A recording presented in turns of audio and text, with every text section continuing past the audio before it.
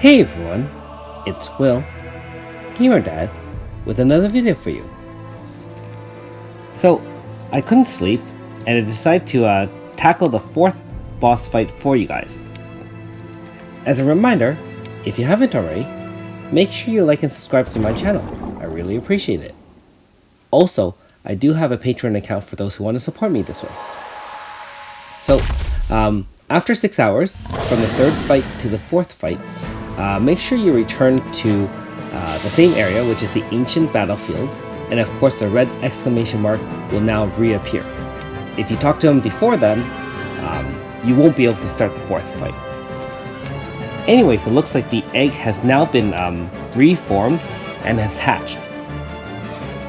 And it also looks like we're going to find out who is behind the masked sorcerer. Any guesses?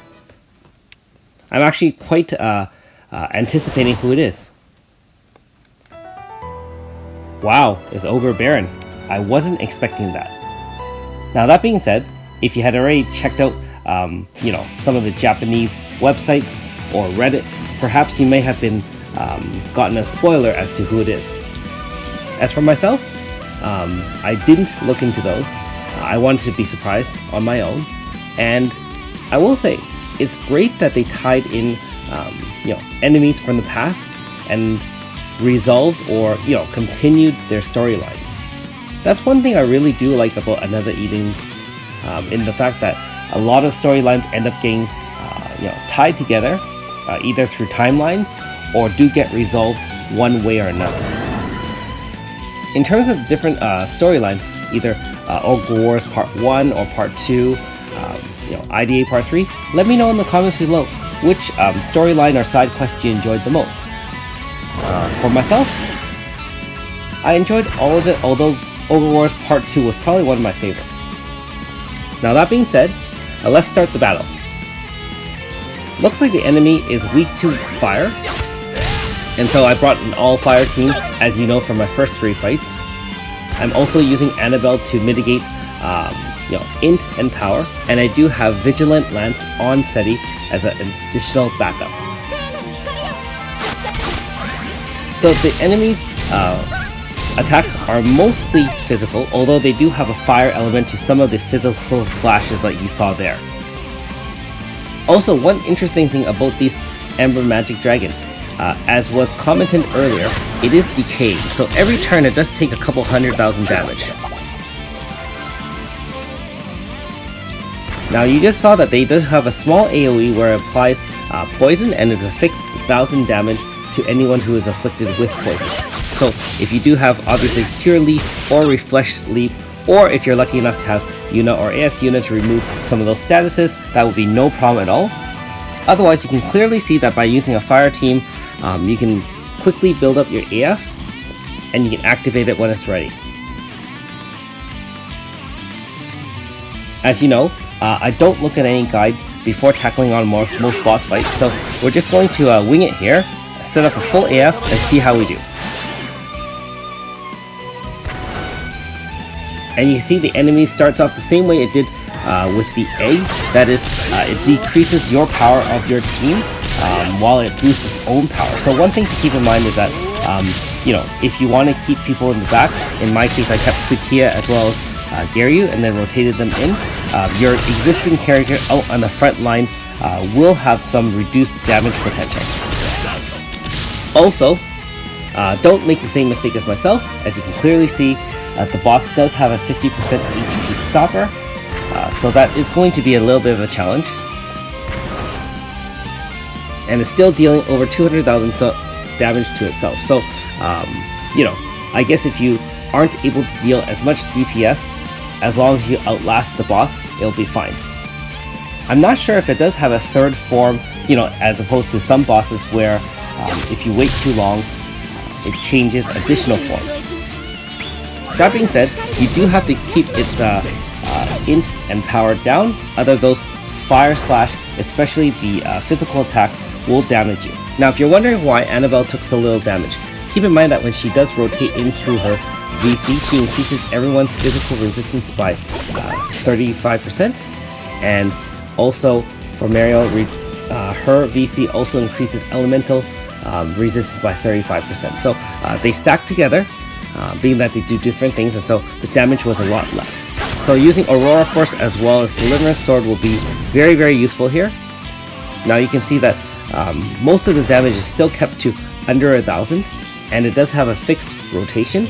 So if you want to plan ahead and see which moves to watch out for, a lot of them are, like I said, Fire Slash, the AoE that applies poison, and it does have a fire AoE that does significant damage, especially if you don't prepare with shielding as well as int down.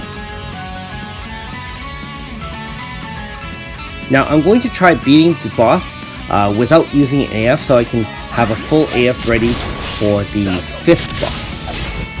And that's the AoE there, so note that I do have multiple stacks of int down as well as one stack of power down on the boss. And if you keep on doing that, you should have absolutely no problem ending the boss. So that's the 3 times slash, which is very reminiscent of Xion's attack, I guess. I wouldn't know since I don't really have a Xion. If I activate an AF here, I should be able to end it. But like I said, I'm going to just take it down manually, just to give you a view to see if anything else happens as the boss gets lower in HP.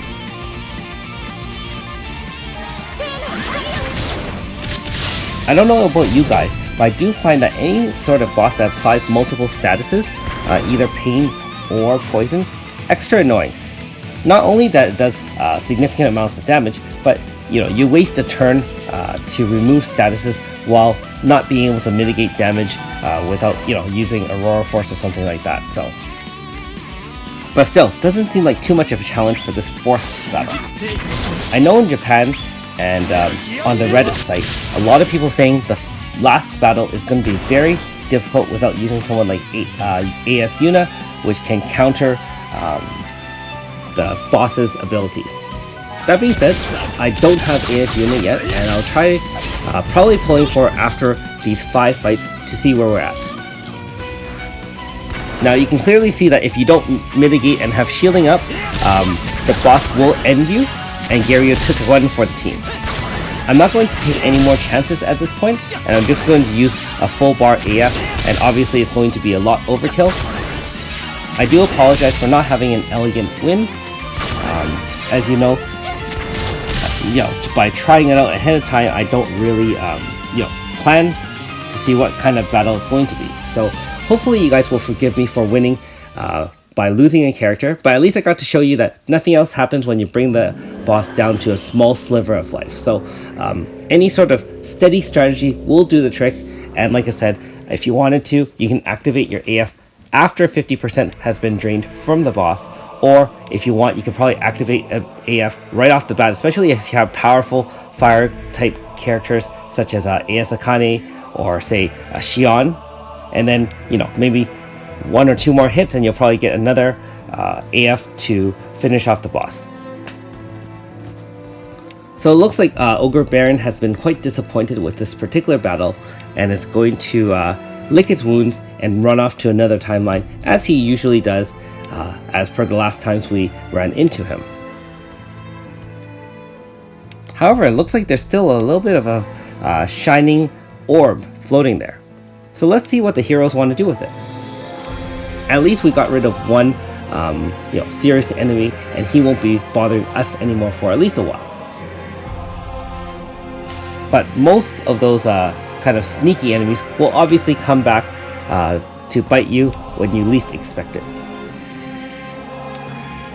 Now, to finish off last battle. Thanks for watching. We'll see you next time.